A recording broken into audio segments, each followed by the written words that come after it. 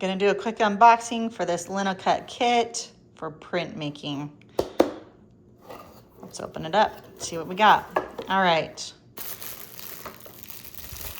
You've got the roller here. Gonna tear that open. Take a better look at it. Here we go. And then this wood piece for the stamping. Block printing ink. Okay.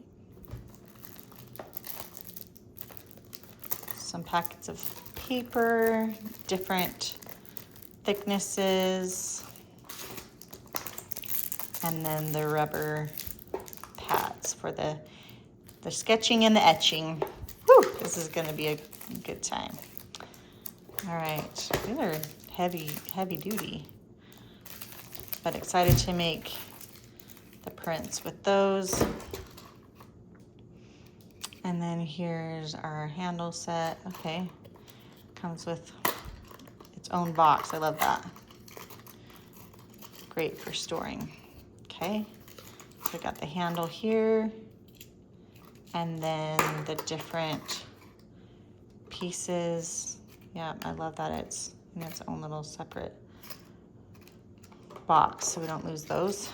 And then instructions. Great. And then the rolling pad, or the rolling tin with the ink there. Okay, we are ready to get started.